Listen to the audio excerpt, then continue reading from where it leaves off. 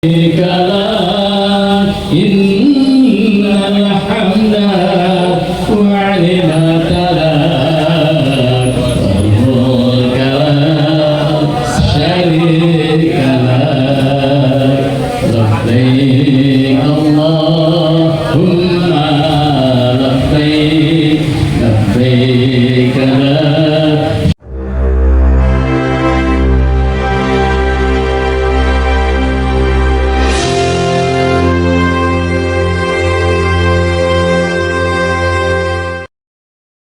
Pengabdian dan jihad membimbing hajinya itu luar biasa. Semoga pahalanya orang-orang yang berhaji wabil khusus di desa Banjarharjo, kecamatan Banjarharjo ini melimpah pula kepada beliau-beliau pengurus KPIHU Ar-Rahmah yang sudah berjuang membimbing dan melayani dengan ikhlas karena Allah. Sebelum menginjak kepada acara selanjutnya, marilah selaku umat Islam kita selalu bersyukur atas nikmat yang paling tinggi dari Allah Subhanahu wa Ta'ala, yaitu nikmat iman, nikmat Islam, dan nikmat sehat. Sehingga kewajiban kita menghadiri undangan dari Adinda di Daud dengan di Nur Elisa bisa hadir dalam keadaan sehat walafiat, karena nikmat ini adalah nikmat yang tidak semua bisa diterima dengan baik oleh orang-orang di sebelah sana, karena sebagian besar ada yang sedang berbaring sakit dan diuji tidak sempat menghadiri majelis ilmu yang sangat bermanfaat seperti ini. Jadi musim haji sekaligus persis kakak adik dengan majelis Ramadan. Di sana banyak majelis ilmu. Jadi sekali lagi jauhkan hati kita. Terkadang sebelum berangkat ada rasa sungkan, rangkaian acaranya melelahkan dan menjemukan. Tetapi daripada kita hadir di majelis sinetron, insya Allah lebih bermanfaat, lebih bermartabat di dalam forum atau majelis seperti ini. Meskipun sungkan, meskipun lelah gitu ya, tetapi kata Allah ya, ini diteruskan oleh hadis Nabi, sebaik-baik amalan adalah yang mempelajari Al-Quran dan mengamalkannya. Jadi majelis ini pasti tidak lepas dari Al-Quran, karena pada mukadimah saja tadi disebutkan ya, perintah berhaji itu wajib bagi yang istitoah. Nah, setelah bersyukur kepada Allah atas nikmat yang paling tinggi tadi, apa kewajiban umat Islam? Kita wajib bersolawat kepada junjungan kita, penghulu kita yang menuntun kita dari zaman jahiliyah kepada zaman yang terang benderang dan merdeka beragama Islam seperti sekarang ini. Kemudian salawat dan salam juga mari kita mohonkan kepada Allah. Kepada siapa lagi? Kepada para sahabat-sahabat, kepada para istri beliau, yang semua rangkaian sahabat dan istri beliau adalah media yang membantu perjuangan Nabiullah Muhammad SAW sehingga Islam sampai datang di tanah yang kita cintai, yaitu Negara Kesatuan Republik Indonesia, dengan wasilahnya para wali yang tergabung di dalam Wali Songo. Nah, kita sekarang tinggal meneruskan, mempertahankan ya. Kemudian siapa lagi yang kita mohonkan kepada Allah? Yaitu kita semua yang hadir, para hadir semua yang ada di sini, dan semua umat Islam dan kaum mukminin yang ada, yang seagama dan seiman dengan kita. Kita doakan kepada Allah supaya mendapatkan apa? Mendapatkan salam, rahmat, hidayah, dan bimbingan serta keselamatan, supaya kita bisa memiliki jarak tauhid yang lebih dekat kepada Allah Subhanahu wa Ta'ala. Nah, ini tentunya dengan majelis semacam ini, Pak.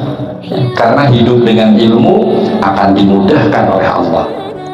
Kemudian hidup tadi diselingi dengan seni, seperti rangkaian seni tadi ya oleh Pak Amin. Ya Allah, hidup itu akan lebih terasa nyaman, terasa indah, ya. Tetapi jangan lepas dari bingkai iman dan takwa tentunya seni itu. Karena ilmu, seni, kemudian dibingkai iman dan takwa pasti akan membuat hidup kita semakin hari semakin terarah. Para hadir yang dirahmati Allah, pertama saya atas nama Sohibul Bait Adinda Dek Dawud dan Dek Nur Elisah ini bercita-cita ya untuk berhaji menunaikan panggilan Allah, labbaik Allahumma labbaik, labbaik la syarika laka labbaik, innal hamda wa ni'mata laka wal mulk la syarika lak. Ini adalah perintah yang wajib ditunaikan oleh yang mampu, yang istiqomah. Nah, ini sekaligus sebagai wakil dari beliau berdua, saya mengaturkan terima kasih, jazakallah khairan katsiran, semoga dibalas oleh Allah atas kehadiran dan doanya nanti, dan insya Allah semua yang hadir bisa mengikuti jejak beliau berhaji ke tanah suci. Ya. Kemudian sebagai Sohibul Bait yang kedua, yang paling penting di sini barangkali ada tutur kata perilaku selama bermasyarakat, selama berinteraksi sosial. Kami mohon dengan ketulusan untuk memaafkan Adinda supaya bisa mengantarkan berhaji dengan niat karena Allah dan akan mendapat gelar haji yang mabrur. Haji yang mabrur itu pahalanya persis seperti orang berjihad.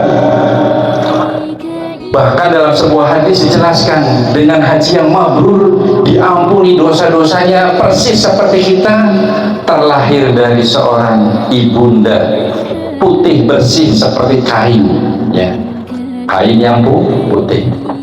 Kemudian berhaji pula dijanjikan oleh Allah Subhanahu wa Ta'ala, tidak ada tawar-menawar, langsung fadhol, ya silahkan masuk ke jannahnya Allah yang penuh dengan kenikmatan. Itu janji dari Allah Subhanahu wa Ta'ala. Nah, dari yang saya sampaikan tadi, mudah-mudahan doa para hadir bisa terus mengucur dan memberikan semangat untuk berhaji supaya tetap istiqomah, berniat karena Allah dan menjalankan rukun, kemudian wajib-wajib haji dan sunnah-sunnah haji. Nah, tapi yang paling penting di sini kemudian, adakah di antara kita yang sering bertanya, waduh, kalau dipikir-pikir berarti surga itu, jannah Allah itu hanya haknya orang yang kaya, yang mampu. Mampu di sini mampu hartanya, mampu ilmunya, ya. Dalam majelis manasik itu proses supaya mampu berilmu untuk berhaji. Karena apa? Tidak ada amal ibadah tanpa ilmu. Kalau ibadah kita tanpa ilmu, pasti ibadahnya akan rusak. Nah, mudah-mudahan yang dibimbing oleh pengurus KBIHU Ar-Rahmah ini memberikan wasilah ilmu supaya lebih memantapkan lagi untuk berhaji karena Allah dan betul-betul bisa menunaikan dengan baik dan benar. Para hadirin, dari pertanyaan yang bertolak belakang dengan yang saya paparkan, haji itu sebenarnya sudah ditawarkan oleh Allah kepada orang-orang yang mampu saja, yang punya duit saja, yang punya ilmu saja. Lantas bagaimana dong nasib orang-orang yang miskin, orang-orang yang terpinggirkan, orang-orang yang tidak sempat bisa menabung untuk berhaji?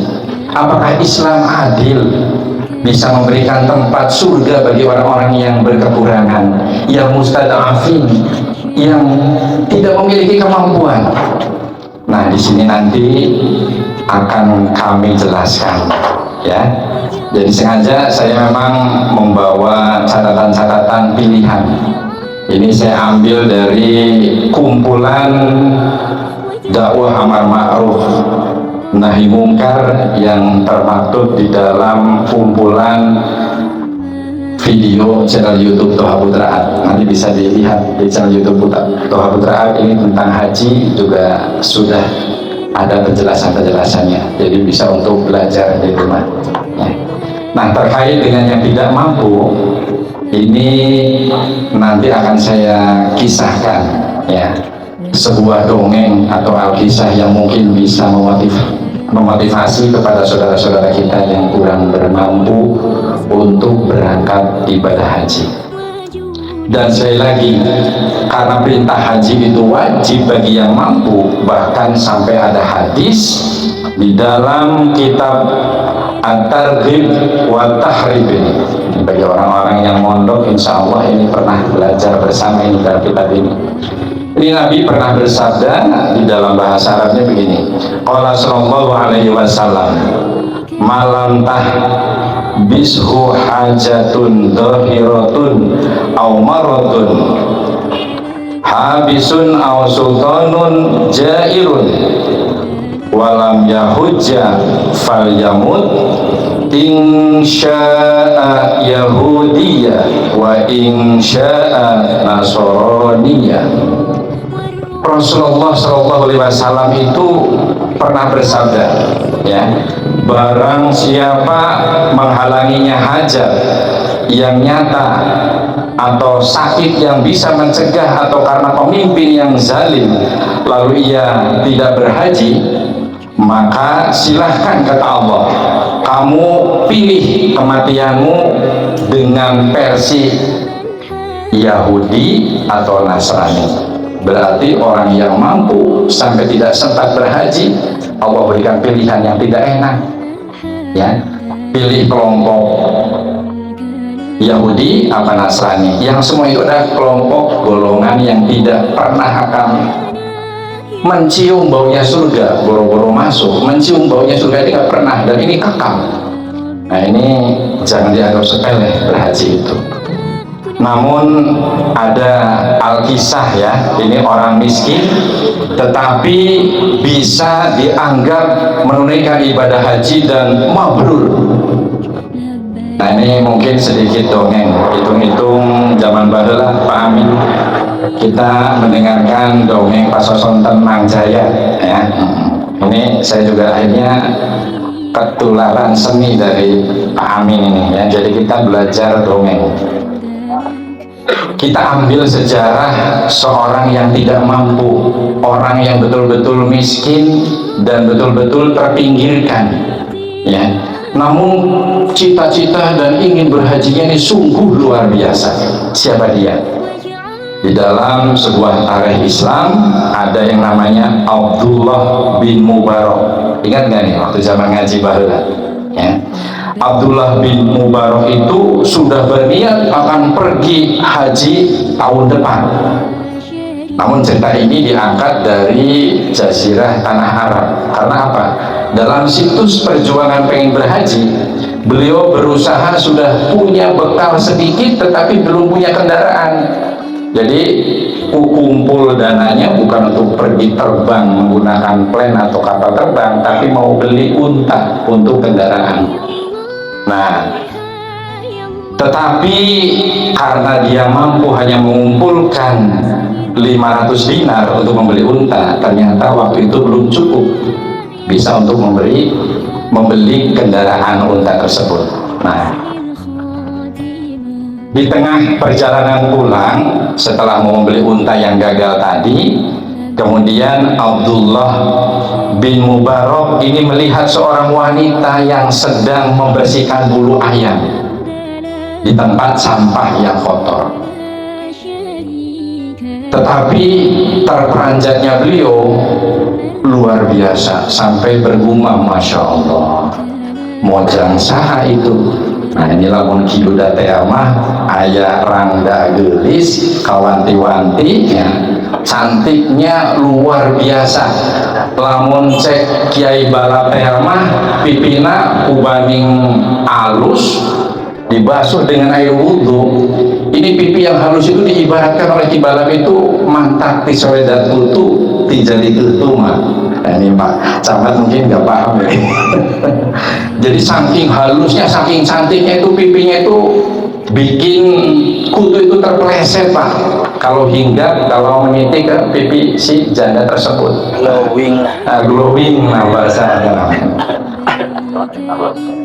Kemudian karena cantiknya secara manusiawi, ini manusiawinya dulu Pak yang ini. Jadi bukan karena kok heran melihat ada orang cantik di tempat sampah sedang membersihkan ayam dari bulu-bulunya. Nah, ternyata manusiawinya jalan luar biasa, gelis kawanti-wanti, endah kabina-bina kalau mencet jama Sunda ya. Kemudian Abdullah bin Abdul Mubarak itu semakin tertarik dan semakin pengen tahu sedang apa sih beliau di sana, si janda cantik tersebut. Setelah didekatinya, maka terperanjatlah beliau. Ternyata wanita itu sedang membersihkan bangkai. Nah, beliau analisisnya jalan. Karena apa? Oh, ternyata ayam yang sedang dibersihkan itu tidak ada bekas sembelihannya. Ternyata yang dibersihkan itu adalah bangkai ayam dari tempat sampah yang sangat kotor. Itu diketahui dari tidak ada bekas potongan tadi, Pak, ya. Kemudian beliau hatinya miris. Abdullah bin Mubarak bertanya setelah mengucap salam. Nah, ini mulai proses dari mulai manusiawi kepada proses ilahi. Tadi mah tertarik karena kecantikannya, kemudian karena sudah prihatin melihat orang cantik membersihkan bangkai ayam, kemudian proses ilahiyahnya jalan. Bukan merayu, tuh di mana neng, nomor HP-na sabraha, bukan, tetapi beliau langsung assalamualaikum warahmatullahi wabarakatuh. Kemudian dijawab waalaikumsalam warahmatullahi wabarakatuh oleh si janda cantik tersebut. Kemudian bertanya, wahai ibu yang cantik, untuk apa ibu membersihkan bangkai ayam itu? Ya. Kemudian dengan suara yang lirih, untuk dimakan, jawab wanita tanpa menoleh kepada yang bertanya tadi. Kemudian Abdullah bin Mubarak itu bertanya, bukankah ibu tahu Allah mengharamkan kita memakan bangkai ayam? Kata si janda cantik tadi kemudian menjawab dengan hati yang penuh dengan keprihatinan, bangkai ayam ini memang haram bagimu ya Tuhan, tetapi tidak untukku dan untuk anak-anakku. Jawab si wanita sambil meneteskan air mata. Kemudian Abdullah bin Mubarak itu semakin penasaran, ya. Kemudian mengapa? Why, bahasa Inggrisnya, kenapa ya janda yang manis gitu ya. Kemudian si janda itu semakin kesal dan semakin merasa tidak nyaman dengan pertanyaannya Abdullah bin Mubarak tadi. Demi Allah, kata Abdullah, ya, aku tidak akan pergi dari tempat ini sebelum aku tahu, ya, tentang masalahmu itu. Katakanlah wahai ibu yang cantik, ibu yang bijak, pinta atau harap daripada Abdullah bin Mubarak. Baiklah, akhirnya si janda tadi menyerah, ya. Karena engkau telah meminta dengan nama Allah dan memberikan salam kepadaku, aku beritahu masalahku wahai Tuhan. Ketahuilah Tuhan yang budiman, aku dan anak-anakku sudah tidak makan, hanya minum untuk mengenyangkan perutku selama 3 hari, dan minum pun hanya sedikit, sambil menitikkan air mata. Sambil menjelaskan, suamiku telah gugur di medan perang, berjihad membela Islam, namun beliau tidak meninggalkan sedikit pun warisan yang bisa kami jual untuk menyambung hidup anak-anaknya yang yatim, yang sekarang kau lihat aku sedang berjuang untuk memberi makan mereka. Sedangkan untuk meminta-minta, kata si janda yang cantik tadi, aku merasa malu kepada Allah Subhanahu wa Ta'ala. Ini sungguh luar biasa. Solihahnya seorang wanita, kalau zaman ayeuna mah janda tidak bisa cari makan, mungkin sudah langsung menjadi pengemis, ya, tapi beliau masih memiliki al-haya'u minal iman. Jadi beliau punya prinsip, malu itu adalah sebagian daripada iman. Malu untuk meminta-minta. Nah,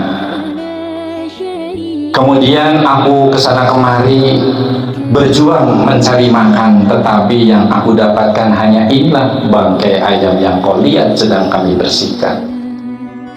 Hati Abdullah bin Mubarak tergetar hebat.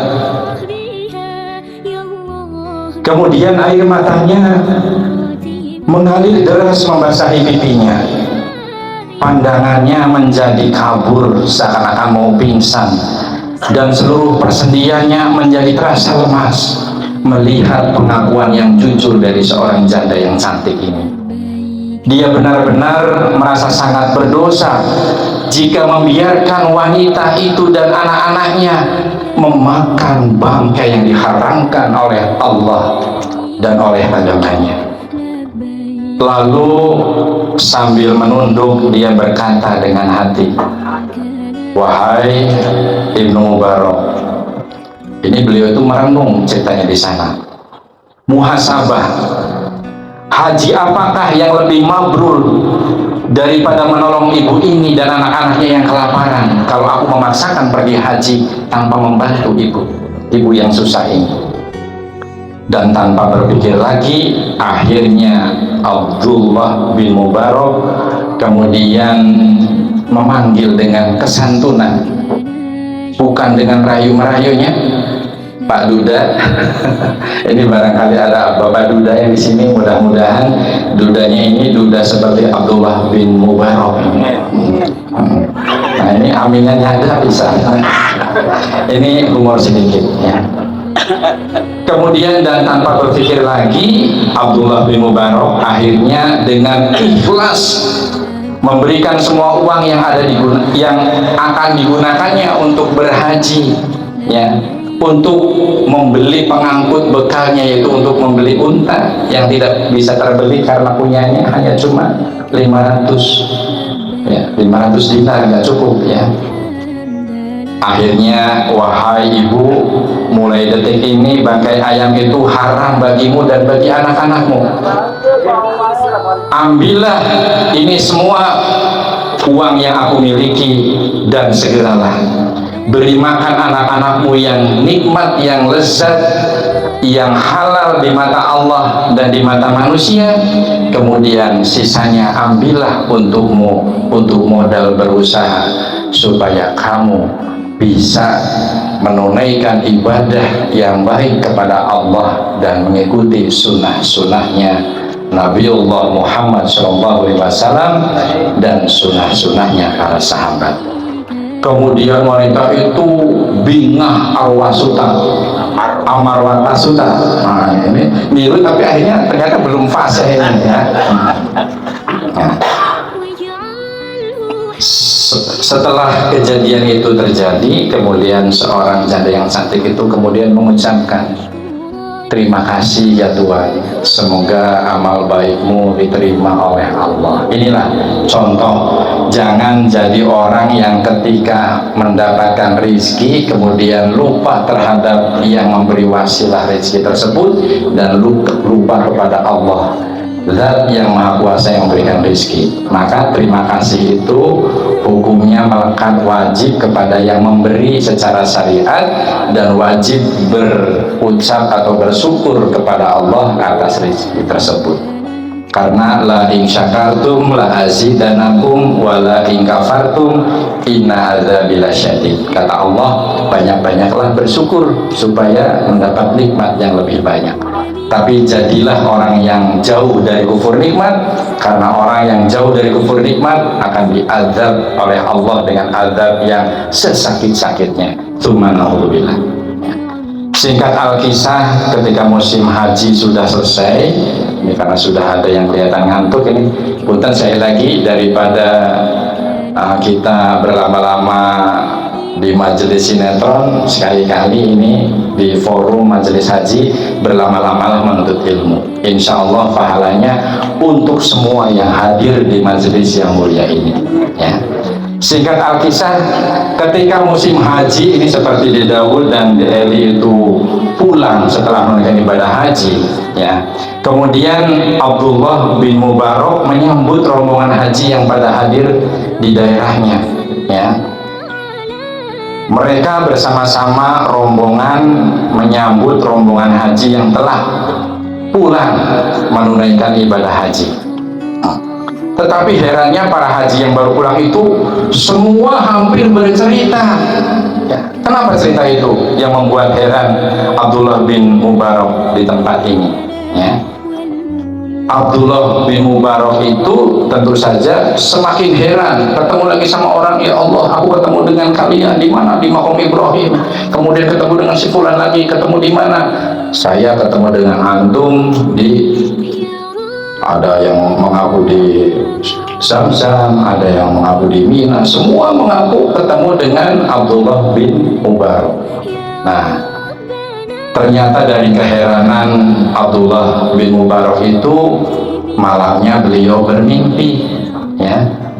Ya, bermimpi apa? Bertemu dengan Rasulullah Shallallahu Alaihi Wasallam. Karena orang yang bermimpi bertemu dengan Rasul itu bukan sembarangan orang.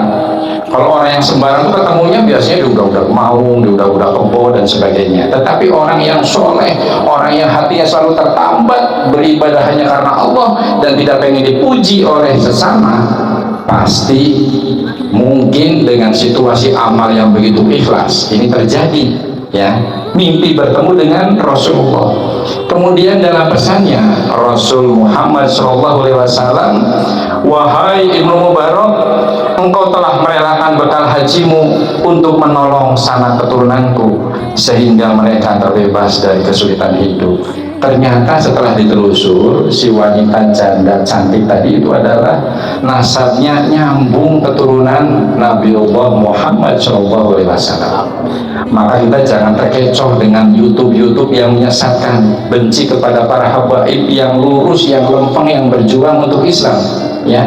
Sekarang kan aneh, Habib dihujat, keturunan Nabi supaya ada kesan-kesan, supaya intinya itu kita tidak suka. Nah, jadi ketidaksukaan seperti ini buanglah jauh-jauh. Lebih baik berhusnudon. Beliau adalah keturunan Nabi yang harus kita muliakan, yang harus kita hormati, terutama fatwa dan ilmunya, bukan perilaku yang kurang baiknya. Nah, maka Allah mengutus dari kejadian ini kepada malaikatnya untuk apa? Untuk diserupakan dengan dirinya Abdullah bin Mubarak. Jadi setiap tahun itu malaikat itu diutus oleh Allah untuk menyerupakan seorang profil yang mirip dengan Abdullah bin Mubarak. Karena dengan amalan orang yang tidak mampu, orang yang miskin tadi, Allah malah mengutus para malaikat setiap tahun mengutus ada orang yang dimiripkan dengan Abdullah bin Mubarak. Jadi intinya nasihat ini adalah nasihat yang bagus untuk diri saya pribadi, semoga bermanfaat untuk para hadir semuanya. Jadi kesimpulannya begini, ya, kalau belum bisa mengawali perbaikan di dalam kehidupan ini, maka setidaknya jangan terlibat kepada tata cara untuk perusakan di alam bumi yang kita cintai ini. Ya. Marilah kita bertanya, muhasabah kepada diri kita masing-masing. Untuk apa kita dicipta atau tercipta oleh Allah Subhanahu wa Ta'ala? Salah satunya adalah manusia diciptakan wa ma khalaqtul jinna wal insa illa liya'budun. Tidak semata-mata aku jadikan jin dan manusia hanya untuk beribadah. Dan yang kedua, untuk menjadi khalifatu fil ardi, menjadi pengelola di bumi yang baik dan soleh, bukan untuk merusak. Kemudian kalau kita cermati, sementara kemakmuran di bumi ini tak bisa dipenuhi selain lewat jalan perbaikan. Jadi kalau ada kerusakan, ada keburukan, mari kita dandani, mari kita perbaiki bersama.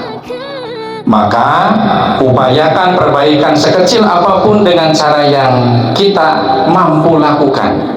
walau dengan mengingkari keburukan yang semakin hari semakin kian nyata dipertontonkan. Jangan biarkan ya etika dan moral terasa semakin terasingkan. Jangan biarkan kekeliruan, kecurangan, keburukan yang diancamkan di dalam Quran surat Al-Mutaffifin, wailul lil mutaffifin, wahai orang-orang yang curang ya. Ini diancam oleh Allah ya. Terkesan mereka yang sering berkeliaran dengan kecurangan, dengan keburukan yang diancam dengan Quran surat Al-Mutaffifin itu justru terkesan sering dibangga-banggakan, sementara kebenaran, perjuangan dan jihad karena Allah terkesan semakin hari semakin tergerus dan terpinggirkan. Walau kita sadar ada kalanya zaman ini terlihat kian hari semakin kian memburuk, tapi sayangnya kesadaran saja tidak cukup menjadi mahar atau untuk membeli dan untuk mengubah keadaan.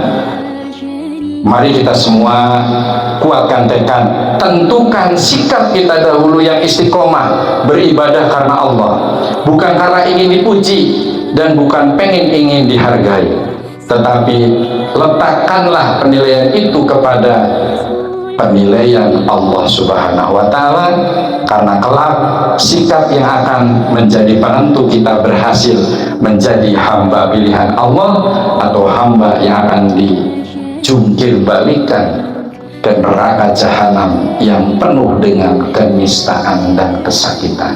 Subhanallah. Selamat berhaji, titip salam sampaikan Pak Kiai Wadro.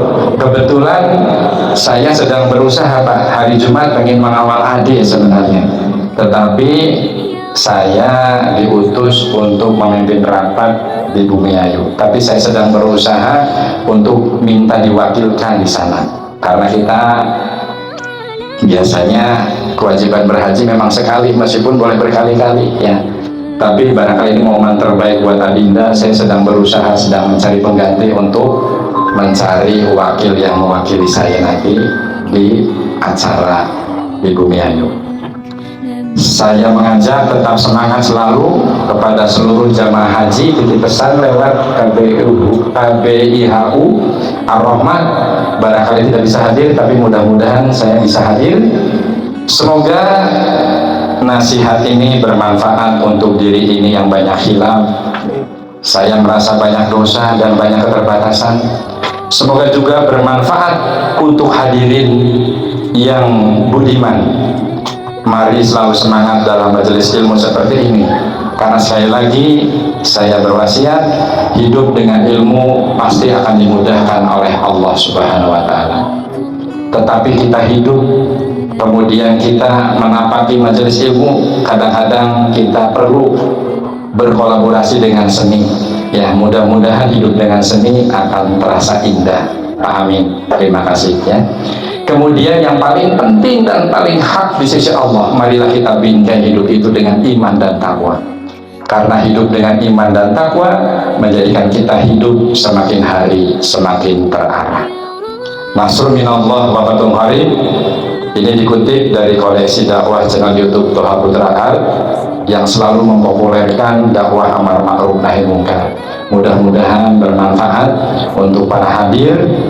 Sekali lagi saya atas nama pribadi dan atas nama keluarga De Daud dan De Eli ya, barangkali di dalam menyediakan tempat, memberikan suguhan, ada hal-hal yang kurang berkenan, kurang berkesan, dan saya atas nama pribadi di dalam menyampaikan ada hal-hal yang kurang etis, kurang bermanfaat, misalnya terasa ada sesuatu yang menusuk ya, tetapi kadang-kadang tusukan suntikan itu juga ada manfaatnya dan mengobati. Barangkali ada yang terasa pahit seperti obat dan pil, mudah-mudahan pahitnya obat dan pil bisa mengobati kita semua. Amin. Wabil khusus yang mungkin pahitnya dirasakan sampai duduk pegel di majelis ilmu yang seperti ini, tetapi sekali lagi dengan kerendahan hati dan mohon dengan keikhlasan hadir semua, semoga ikhlas untuk mengikuti majelis ilmu ini. Semoga bermanfaat. Mohon maaf bila ada kurang-kurang, dan terima kasih atas segala perhatian. Akhirnya atas nama saya pribadi, saya akhiri. Nasrul minallah wa fadlun qarib. Assalamualaikum warahmatullahi wabarakatuh.